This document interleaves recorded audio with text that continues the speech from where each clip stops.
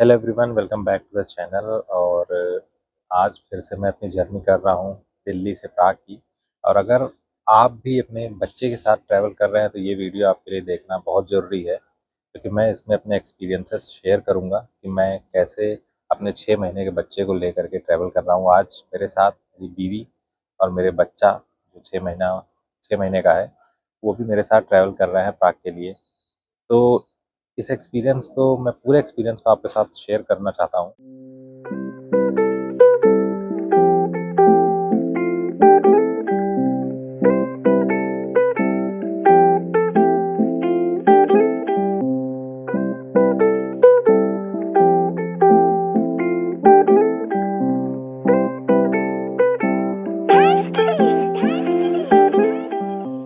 तो ये जर्नी मैंने स्टार्ट करी थी लखनऊ से। लखनऊ से मैंने शताब्दी पकड़ के मैं दिल्ली आया, और दिल्ली तकरीबन 10:30 बजे हम लोग पहुँचे। उसके बाद कैब बुक करके एयरपोर्ट आए, और एयरपोर्ट पे स्टेप बाय स्टेप प्रोसीजर हुआ। तो हम लोग की जैसे इंडिगो की कोड शेयर फ्लाइट है, जो कि टर्किश एयरलाइंस ऑपरेट करती है। और तो अगर आपके पास बेबी है तो थोड़ा आपके लिए ईज़ी हो जाता है, आपकी प्रायोरिटी चेक इन हो जाती है यहाँ पे। तो वो चीज़ हो गई, हम लोग की प्रायोरिटी चेक इन हो गई, वो बहुत अच्छा काम हुआ था, और लगेज हम लोग का चला गया। उसके बाद हम लोग यहाँ पे इंफॉर्मेशन डेस्क पे गए, जहाँ पे आप अपना बोर्डिंग पास दिखाएंगे तो आपको वहाँ पे एक स्ट्रॉलर मिल जाएगा। अगर आपका बेबी 6 महीने से ऊपर है और शायद 3 साल तक, तो आपको स्ट्रॉलर मिल जाएगा। आप उसमें अपने बेबी को ले करके और फिर आप पूरा गेट तक आ सकते हैं, बोर्डिंग के जस्ट पहले। इंफॉर्मेशन डेस्क पे आके अगर आप अपना बोर्डिंग पास दिखाते हैं तो आपको बेबी के लिए स्ट्रॉलर मिल जाएगा। और मेरी बीवी जी और बच्चे वेट कर रहे हैं स्ट्रॉलर के लिए। भीड़ काफ़ी है और यहाँ एक ही पर्सन है डील करने के लिए। और ये देखिए यहाँ पे स्ट्रॉलर्स रखे हुए हैं, ये आप उठा सकते हैं। जैसे वो परमिट करेंगे, वो अलाउ करेंगे, उसके बाद ही आप यहाँ से स्ट्रॉलर ले सकते हैं। तो ये एक अच्छी चीज़ है, तो वो हम लोगों ने भी किया, और उसको हम लोगों ने वहाँ से एक स्ट्रॉलर लिया और बोर्डिंग पास दिखा करके, और फिर उसमें अपने बेबी को रखा। लेकिन थोड़ी देर बाद ही हम लोग को ये फील हुआ कि मतलब 6 महीने के बच्चे के लिए वो स्ट्रॉलर नहीं है, एक्चुअली वो बग्गी है। वो स्ट्रॉलर कैबिनेट वाला नहीं है, जिसमें बच्चा सो नहीं पाएगा। अगर बच्चा बैठ रहा है तभी वो अच्छा है। तो वो उतना यूज़फुल नहीं लगा वो, बल्कि हम लोग के लिए एक ट्रबल हो गया बाद में। तो हम लोगों ने उसको फिर वापस कहीं पे रख दिया, एक जगह एक लोग को दे दिया कि भाई सिक्योरिटी स्टाफ को कि आप रखिए, हम लोग को इसका यूज़ नहीं है अब। फिर क्योंकि छोटा बच्चा गोद में ही रहना पसंद करता है, या तो कैबिनेट वाला स्ट्रॉलर हो, तो उसका कोई ज़्यादा बेनिफिट नहीं मिला। उसके बाद जो इमिग्रेशन होता है, उसमें भी एक सेपरेट लाइन होती है। तो सेपरेट लाइन, जो कि अगर आपका बेबी जो है, आप फैमिली के साथ हैं, आपका बच्चा 5 साल से छोटा है, तो आप एक सेपरेट लाइन में जाके इमिग्रेशन करवा सकते हैं। वो करवाने के बाद फिर आपकी सिक्योरिटी चेकिंग होगी। तो सिक्योरिटी चेकिंग में भी आप बोल सकते हैं, अगर आपके पास बच्चा है तो आप आगे जा सकते हैं। लेकिन सिक्योरिटी चेकिंग का हाल वही है अभी भी इंडिया में, बहुत टाइम लगता है। और जितना भी आपके पास इलेक्ट्रॉनिक्स है सब बाहर निकालिए। हम लोग की लगभग 3-4 ट्रे हो गई थी, उसके बाद 2-3 हम लोग के पास लगेज है, जो केबिन बैगेज, वो भी हम लोग को रखना पड़ा। तो वो बहुत ही एक ट्रबल ही था, उसमें बहुत टाइम लगा। और बीच में तो ऐसा लगा कि कुछ चीज़ें खो भी गई, क्योंकि इतना ज़्यादा सामान ट्रे में रख दिया गया था कि बाहर निकालने में टाइम लगा, और फिर उसको पहनने में टाइम लगा, फिर से रीअरेंज करना पड़ा। तो वो अभी भी एक प्रॉब्लम है इंडिया में, जो कि मुझे बाहर फेस नहीं करनी पड़ी। क्योंकि जैसे प्राग में था, फ्रांस में, पेरिस में मैंने ट्रैवल किया है, तो वो चीज़ें वहाँ बहुत ही ईज़िली सिक्योरिटी चेकिंग होती है। मैंने अपने पिछले वीडियो में भी आपको बताया था, जब मैं प्राग से इंडिया आ रहा था। तो हम लोग अभी बैठे हुए हैं यहाँ पर दिल्ली एयरपोर्ट के टर्मिनल 3 पे, और तकरीबन 4-5 घंटे हम लोग को यहाँ बैठना था। तो अब हम लोग की फ़्लाइट यहाँ से 6:30 चलेगी, और वाया इस्तांबुल, वही रूट जो कि मैं पिछली बार गया था दिल्ली से, और वही रूट जिससे मैं दिल्ली आया था, मैं इसको पकड़ूँगा, और इस्तांबुल के थ्रू प्राग हम लोग जाएँगे।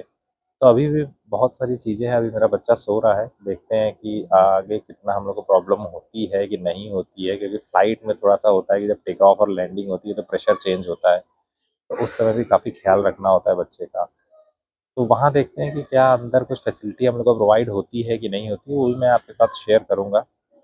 और सुनते हैं बेसनेट वगैरह बच्चे के लिए होता है, तो अगर वो अंदर मिल गया तो बेटर है, नहीं मिला तो भी ऐसे ही ट्रैवल करना पड़ेगा। तो ये सारी चीज़ें मैं आपके साथ ट्रैवल शेयर करूँगा, इसलिए मैं बोल रहा हूँ कि वीडियो आप लोग पूरा देखिएगा। Landed in Istanbul. ये मेरा तीसरा टाइम है इस्तांबुल में पिछले 4 महीनों में। और अब हम लोग का वेट चल रहा है। यहाँ से हम लोग की दूसरी जो कनेक्टिंग फ़्लाइट है वो 4:45 पे है, यहाँ से जो प्राग लेके जाएगी।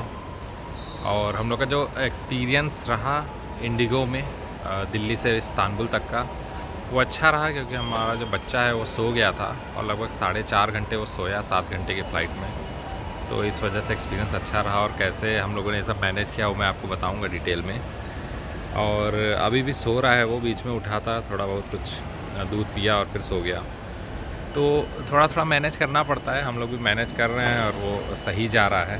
तो ज़्यादा परेशान नहीं होना पड़ा हम लोग को, लेकिन फ़्लाइट की सीट की वजह से हम लोग को परेशान होना पड़ा, क्योंकि फ़्लाइट की सीट जो है वो 50D दे दी थी इंडिगो ने। और हम लोगों ने फ़ोन करके पूछा कि 50D क्यों दी, तो बोले कि ऑटोमेटिकली असाइन हो जाती है, अगर कोई इन्फेंट है तो वो बेस्ट सीट है। लेकिन ऐसा कुछ भी नहीं था, वो बेस्ट सीट कुछ नहीं, वो नॉर्मल सीट थी और कोई फ़ायदा नहीं था उसका, जब बल्कि लॉस ही था। हम लोग को लेग स्पेस नहीं मिल रहा था। अगर वो सीट नहीं मिली होती तो हम लोग अपने अकॉर्डिंग बुक करते लेग स्पेस वगैरह, लेकिन उसमें हम लोग फंस गए थोड़ा सा 50D 50E, तो वो हम लोग का थोड़ा सा प्रॉब्लमेटिक रहा। बाकी सब कुछ ठीक था। और यहाँ पे हम लोग आ गए हैं और अभी यहाँ पे वेट चल रहा है। यहाँ भी विंडो सीट मिली हुई है आई थिंक। तो यहाँ तो अपने हाथ में नहीं था, यहाँ तो असाइन होता है, वहीं से असाइन हो गया था दिल्ली से ही। तो अब यहाँ से आगे की जर्नी होगी 2.5 घंटे का ट्रैवल अभी बचा हुआ है। वहाँ से फिर प्राग पहुँचेंगे शाम को 6:30 बजे और लगभग 7:30 बजे तक हम लोग घर पहुँचेंगे फिर।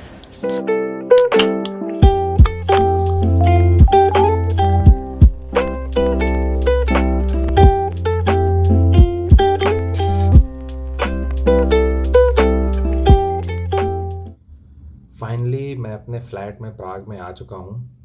और जो मेरी प्राग इस्तांबुल से प्राग की जर्नी थी उसमें थोड़े बहुत चैलेंजेस आए, क्योंकि जो बच्चा था वो जगा हुआ था।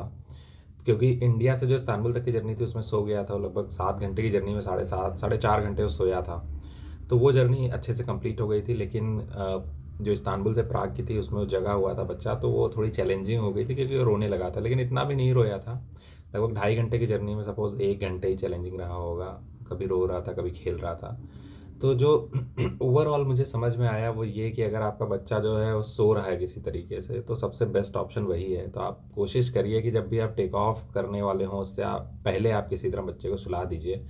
उससे कुछ देर पहले अगर आप जगा के उसके साथ खेलते रहेंगे तो जाहिर सी बात है थक जाएगा और सो जाएगा। ऐसा ही हम लोग ट्राई कर रहे थे, लेकिन वो चीज़ इस्तांबुल में नहीं हो पाया, क्योंकि वो इस्तांबुल में जग गया अचानक से। तो जग गया तो फिर सोना मुश्किल हो जाता है बच्चों का। तो ऐसा ही कोशिश करिए कि टेक ऑफ से पहले किसी तरह आप खेलते रहिए और उसको सुला दीजिए। तो जो ओवरऑल जो इस्तांबुल में मुझे लगा कि वो एक अच्छी चीज़ थी कि जैसे अगर आपके पास बेबी है तो आपको बग्गी वगैरह मिल जाएगा। अगर आपके पास इन्फेंट रहता है तो आपको वो लोग बग्गी प्रोवाइड करते हैं एक जगह से दूसरे जगह जाने के लिए। वो एक अच्छा ऑप्शन था। और हर जगह ही हर एयरपोर्ट पे अगर आप छोटे बच्चे के साथ ट्रैवल कर रहे हैं तो आपको थोड़ी सी प्रायोरिटी मिलती है। दिल्ली में जैसे कि चेक इन के टाइम हो गया और इमिग्रेशन में हो गया, और फिर उसके बाद अगर आप बोर्डिंग कर रहे हैं उस टाइम पे आपको प्रायोरिटी मिलती है। तो ये सारे बेनिफिट्स मिले थे जो कि ईज़ी बना दिए थे जर्नी को। जो मेन चैलेंज यही था कि आप जब फ़्लाइट में हो तो बच्चा रोए कम, परेशान कम हो, क्योंकि एक पोजीशन में बैठे बैठे बच्चा रोने लगता है। तो और जैसे कि एयर प्रेशर चेंज होता है उसकी वजह से भी, तो एयर प्रेशर चेंज होने के लिए हम लोगों ने एक हेडफ़ोन ख़रीदा था जो कि काफ़ी लोग सजेस्ट करते हैं। वो हम लोगों ने उसको पहनाए रखा पूरे टाइम मतलब कि वो पूरे टाइम तो कोई बच्चा कुछ भी नहीं पहनेगा, वो निकाल देता है। तो हेडफ़ोन जैसे कि थोड़ी जब जब टेक ऑफ होता है, लैंडिंग होता है, तो हम लोग कोशिश करते थे कि वो हेडफ़ोन लगाए रहे, तो उससे प्रेशर कम फ़ील होता है।